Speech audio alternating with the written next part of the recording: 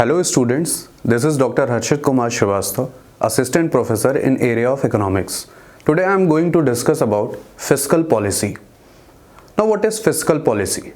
Fiscal policy is government's policy regarding its revenue and expenditure to influence macroeconomic condition of an economy. Now what is macroeconomic conditions? Macroeconomic condition here means inflation, unemployment, income, unequal distribution, poverty.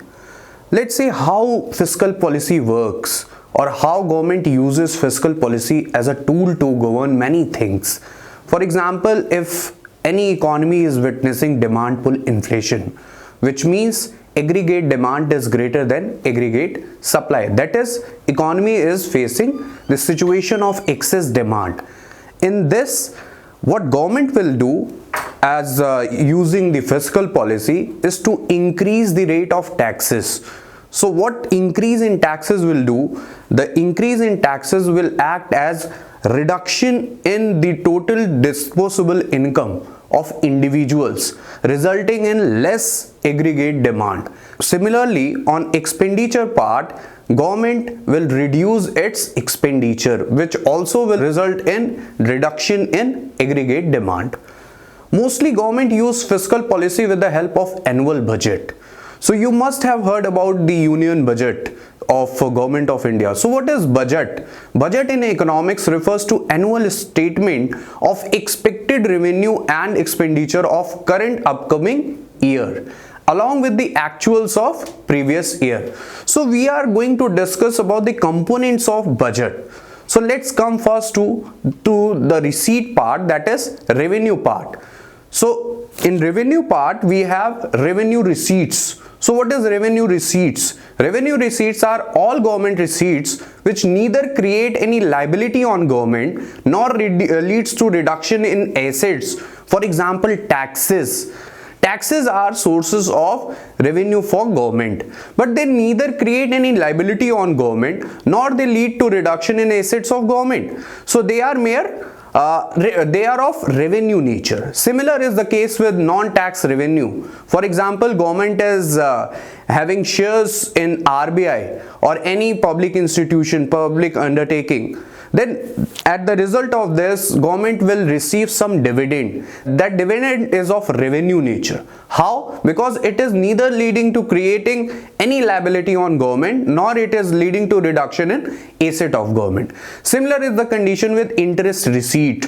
Suppose government of India has lent to any other country, as a result of which they will be receiving some interest, that is revenue receipt. Why? Because the asset part, the loan that they have given to the other country is asset for government of India, but the principal amount, the return of principal amount is the reduction in asset. But if we are earning interest on it, it is not reduction in asset. Similar is the situation with general services. For example, government provide general services of administration, police, in return of which they are charged, the public is charged fee. So that is revenue receipt. Now second is capital receipts. What is capital receipts? Capital receipts are those receipts which either leads to creation of liabilities or leads to reduction in assets.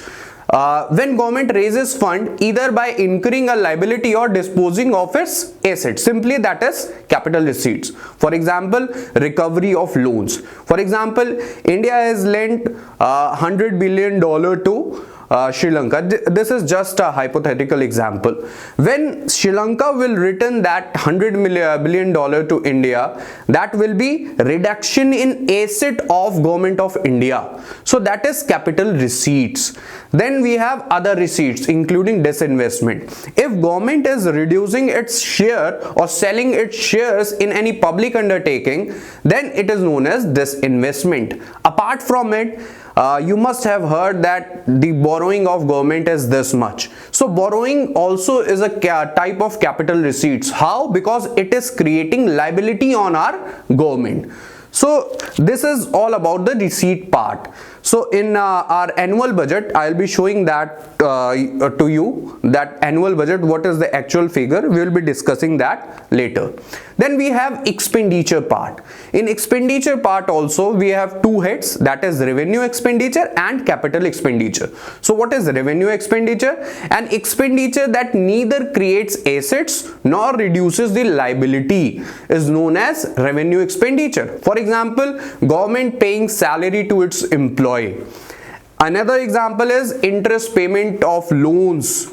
If government pay loan, that will be counted under capital expenditure, but the interest payment on that loan is counted here. Similar is the condition with pensions, subsidies, grants for rural development, educational development. They all are clubbed under expenditure, this revenue expenditure. Then we have capital expenditure.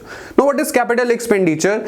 Any expenditure which either creates assets or leads to reduction in liability. For example, if Government of India is constructing any school building, this is mere a hypothetical example, then that is capital expenditure. Why? Because that is investment and it is going to yield in future. Similar is the condition with the reduction in liability. For example, we are repaying any loan as a government. If Government of India repays any loan, this means that there is a reduction in the liabilities. So this is all about capital and revenue, expenditure and receipts. Thank you so much.